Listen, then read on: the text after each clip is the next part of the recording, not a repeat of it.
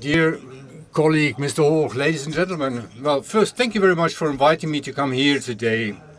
The moment of reflection at the beginning of an academic year is always a precious moment, and celebrating it with you is a great honor for me. Thank you very much for this. This is all the more true because the ties between the Max Planck Society and the Friedrich Wilhelm University have been close for decades. I refer here, for example, to our Max Planck Institute for Radio Astronomy, which has founded as a spin-off of the Astronomical Institute of the University, or I refer to the Hausdorff Center for Mathematics. In both cases, a truly ideal cooperation. For this and much more, I'm really grateful. Ladies and gentlemen, when I thought about the title of today's lecture and finally selected the topic of the Roaring Twenties for this evening, I did this because I knew that, and I know that German science, albeit under completely different circumstances, has returned to where it has been 100 years ago. I did not know, however, that the Roaring Twenties would begin with that much power for the Max Planck Society. So this question mark, it's not a question mark, 4 Nobel Prizes in just 2 years, that's extraordinary. We are proud of that. And the German science can also be proud of it. Just as we all are proud of the Fields Medal for Peter Scholze a couple of years ago. So German science is very present internationally. So that's what we can state today. And we maintain the long tradition of successful German fundamental research, which already celebrated great successes in the 1920s. It was, at this moment of time, a heyday for science and technology in Germany, mainly in Germany, in Europe, and it began in the US too. Nonetheless, the 1920s were, of course, more. They symbolize a coexistence of misery, upswing, progressive and retrograde thinking, liberality on the one hand, nationalism as well as anti-Semitism on the other hand. And at the same time, they stand for awakening, resignation, optimism and fear, neo-romanticism and objectivity. And some of these things, to speak frankly, seem to reappear today. The 1920s were a time of awakening and change, and hardly anyone could have imagined how brutally they would end. During National Socialism and the Holocaust, many of the best scientists were displaced, murdered, driven to suicide. The tragic fate of Felix Hausdorff is just one example. Those who could went to the USA, many forever. But now let us look at the present times. Today, the world of science is changing dramatically.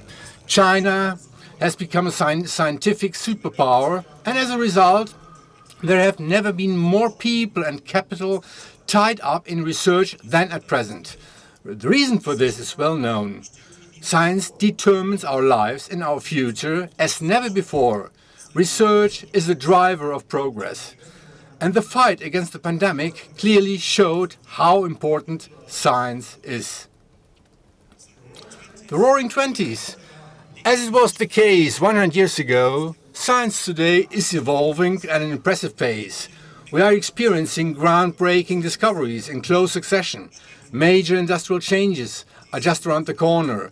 They are a challenge and a burden for our society. 3 examples may illustrate this. First, genetic engineering. Genetic engineering in itself is not a new buzzword, but CRISPR-Cas9 is nevertheless a game changer because it has democratized genome editing and is now available to all laboratories worldwide. It is more precise than previous tools and can be engineered more cheaply for a DNA segment of interest. Somatic gene therapy outside the germline can revolutionize medicine. In the category CRISPR for medicine of technical improvements, Germany achieves in terms of the number of publications, approximately 20% of the research performance of the USA in absolute numbers, third place behind the US and China. This is still possible, but the picture changes when the number of clinical trials is considered. For example, there are 17 ongoing trials in the US and only one in Germany. Green genetic engineering, for example, the editing of crops, is another big and important topic, but it is still, unfortunately, met with widespread mistrust in our country. Artificial intelligence.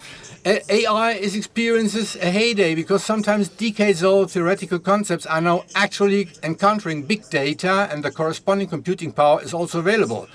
Machine learning. The core approach of AI means, based on big data sets, an algorithm learns, often independently, recurring patterns and can eventually apply them to completely foreign data material, with sometimes astounding success.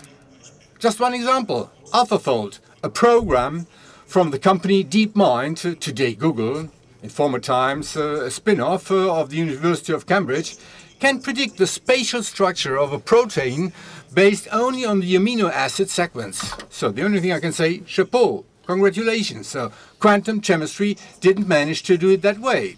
So in terms of research policy, these are unusual times. So the further development of AI methods takes place predominantly in research departments of large US or Chinese companies, which have almost unlimited resources, to be honest.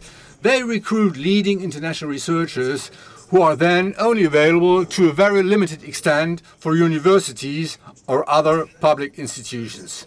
This is a trend that is currently unchanged in Germany as well. And as a result, AI research also escapes social control, and that might be dangerous. Third example, climate change.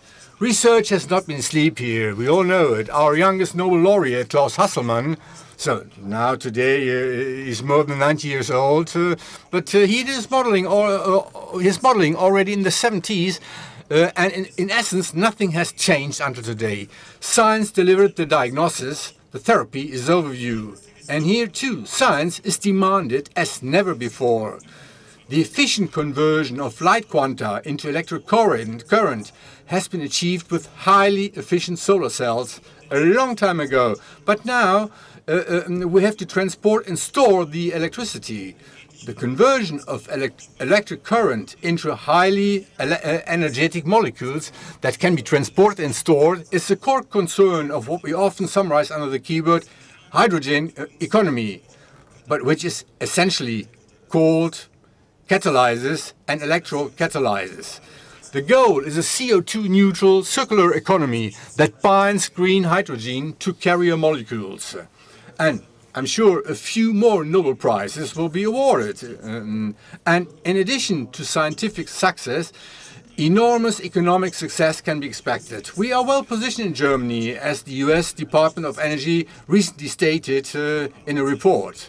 But climate change and its consequences, and I want to highlight this today, are also a novelty in terms of the theory of democracy. For the first time, politicians are being given a scientific framework that will have global significance for many generations to come. This is nothing less than a redefinition of the scope of political action based, if you want so, based on physical models. And it raises major societal questions that we all feel. We are entering the Anthropocene era with its own and unique challenges and approaches. Many fundamental research will still be needed here, including in the humanities. And by the way, we intend to establish our own new Max Planck Institute for this purpose in the near future. And ladies and gentlemen, these examples also show that policymakers and the public expect a lot from science. Too much? I want to mention a few keywords that politicians are currently addressing to us.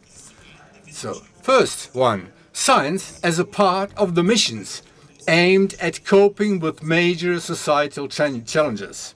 Well, it makes sense to respond to the central questions with research projects. The idea is borrowed from manned spaceflight. The goal is clear. The pooling of research allows rapid implementation. Research serves as a toolbox. But the question is, where will be the place of free fundamental research? Second example, participation in citizen science. If science is so important for today's society, then one must expect that society also participates in science. That's right. And modern science communication plays a crucial role here. But citizen science goes one step further. The goals of science should also be guided by civil society. But how does that fit with scientific freedom? And the last example, innovations. So political parties increasingly focus on tech transfer. So that's what we can see currently, given the talks between the political parties in Germany. So we are doing well in basic research, but we do not succeed, to stay with a quote from Max Planck, to transfer what we have discovered into application. Question, should the scientist become an inventor? Ladies and gentlemen, society and politics, our funders, often see science, as the examples show, from a rather simple user perspective. Even in the case of Nobel Prizes, the priority is often given to the benefit for the society, even if this benefit is still far away. We, and here I refer to the Max Planck Society, I refer to the universities as well. So we have different approaches and objectives and must constantly communicate them. And I would like to try to do this briefly with a few theses. First one, the role of basic research is essential.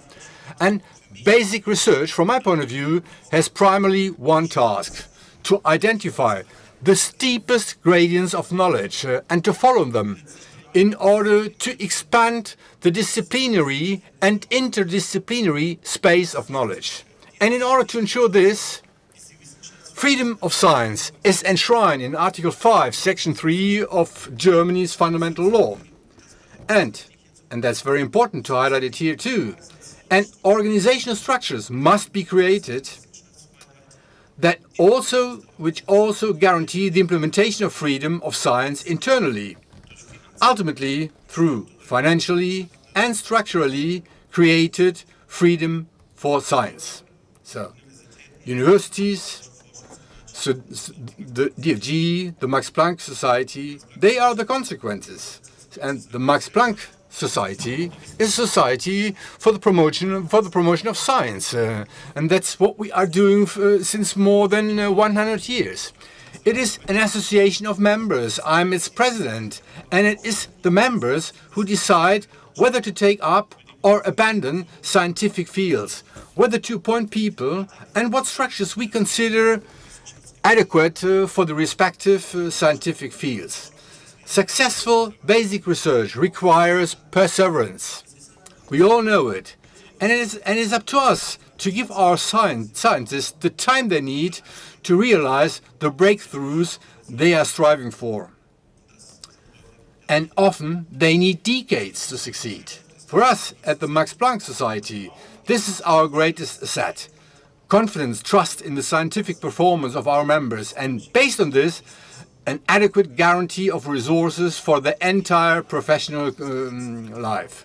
And in the end, we return the trust placed in us to society in many ways, through the young scientists we train, through the expert advice we give, but also through the findings that revolutionize entire fields and provide the basis for inventions and new companies. And I think people here in Bonn understand what I mean.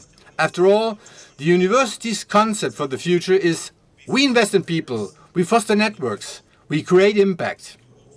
And, dear Mr. Hoch, if you want to sell the slogan, so then get in touch with me. Second point, the breeding ground of basic research is the researching individual, the human being. Ladies and gentlemen, no man is an island. Everyone is embedded in an environment. I could also say in science, we all need cooperation, and competition too, and that globally.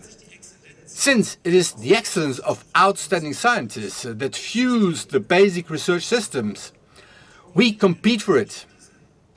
And ultimately, the winners are the organizations that manage to attract the smartest minds from around the world.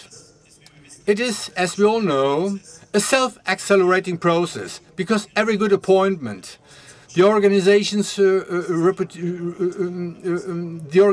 reputation rises, which makes it easier to recruit more outstanding researchers. But how about the German science in this global competition? So on behalf of the Max Planck Society, I can state we are doing pretty well. We currently recruit 2 out of 3 directors from the US, from the UK, or from Switzerland.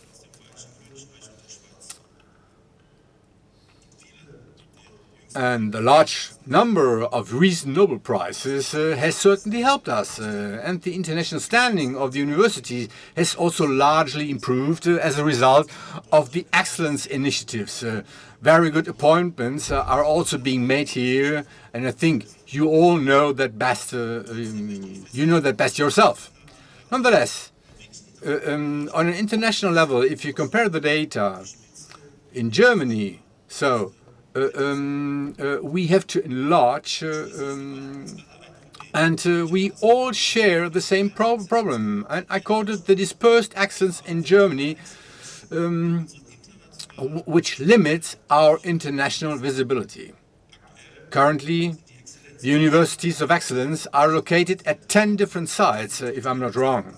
And the institutes of the Max Planck Societies are spread over more than 30 locations. That's quite a lot for a small country like Germany. So what to do? From my point of view, there are 2 possible solutions. First one, the development of really efficient research campuses with a specific thematic focus. And there are excellent examples of this, such as the Bonn Mathematics Campus with the Hausdorff Center. The university and the Max Planck Institute for Mathematics are the stakeholders. And the reputation of this cluster is unique worldwide. And we want to achieve a top international position with the Munich Quantum Valley too. We, LMU, TUM, the Technical University of Munich, Fraunhofer, the Bavarian Academy for Science and Humanities are joining forces with a clear goal: the development of powerful quantum computers. And the Cyber Valley in Tübingen became one of the most internationally visible locations in the field of artificial intelligence, together with our Max Planck Institute for Intelligent Systems, 2 universities, renowned companies, private sponsors. So these examples show when we act together, we can get things done. And in addition to the development of research campuses, it is a personal concern of mine to connect the best scientists in promising fields in supra-regional Max Planck schools. The idea is simple and compelling. What if we could overcome our institutional competition and rivalries and sometimes the jealousy, and bring our best people together on a supra-regional basis, regardless of their affiliation? That's not impossible, and it certainly does not violate the second law of thermodynamics. So this means establish joint schools after the bachelor's degree that can compete with Cambridge or Stanford. And what can I say? We dare to do it. In currently 3 model schools, the German Rectors Conference, Max Planck Society, Fraunhofer, Helmholtz, Leibniz joined their forces, and it works wonderfully, as an initial evaluation has shown. And my third point, we need to rethink innovation. We are well positioned in basic research. I do not know any area in which German research would be really lagging behind. The situation is different for innovation in Germany. Apart from classic industrial fields such as mobility, mechanical engineering, materials, chemistry, we have a hard time sometimes with innovative new companies. So just one example from our own world of the Max Planck Society. Almost all the valuable patents, and we have several patents, they are almost all realized in the US. The most important spin-off from the Max Planck Society in recent years, the company Alnylam, is based on the Tuschl RNAi patents from Göttingen. And today, Alnylam has a market capitalization of 24 billions of US dollars. And, of course, again in the US, and I very much hope that the new German government will focus on new approaches in innovation policy. We need to do our homework in a better way, and we must reorganize the management of innovation processes. Rigid regulation, sluggish ministerial bureaucracy won't get us there. So, rather, models like an agile innovation agency would, but even an innovation agency needs a legally supportive framework, and we all have to work on this. At Max Planck Society, we have hired innovation scouts who actively search in our institutes for findings that are suitable for spin-offs. We have considerably simplified the framework conditions for patent applications and spin-offs. We have established a new focus within our Max Planck Academy, which is intended to arouse interest in young talents, in particular for paths beyond science in startup camps. And indeed, we are finding very open ears among this target group. Well, today I wanted to talk about the Roaring Twenties, awakenings in science that we experienced then and that we are experiencing still again today. But the 20s of the last century also made it clear to us what an abyss of science can head for if it does not put the well-being of people at the center of its interest. I would like to remind you of the racial doctrine of eugenics, which did not support the self-determination of human beings, and later the supposedly scientific foundation for very serious crimes. Even today, we are not immune to such transgressions. It seems possible today to reconstruct basic elements of a face by combining genetic sequencing and artificial intelligence. So, that might be good for fighting crime. But it can also be abused easily for racial discrimination. And the use of CRISPR-Cas to alter the germline is by no means in sight yet. But nonetheless, it is conceivable then. That might be good for the therapy of the most severe hereditary diseases, but doesn't then again the grimace of eugenics come out, the goal to improve the human being? So all this shows me that we have to be self-critical about our research. If we want to preserve scientific freedom on the long run, it is not enough to just point to Nobel Prizes, field medals and much more. Training in ethical principles must be mandatory for aspiring scientists, and one should not perceive the demand for ethically justifiable solutions, for example, in the field of AI, as a restriction, but on the contrary, as an incentive, as an additional dimension of innovation. And finally, on the basis of a solid ethical foundation, we must also be able to say no when science no longer serves the good of humanity today or in the future. Ladies and gentlemen, the 1920s should make us aware of the opportunities and risks of fundamental research. And if we take this to heart and into account and think a little bit more in terms of cooperation rather than competition, then German science will be well positioned for the future. Thank you very much for your attention.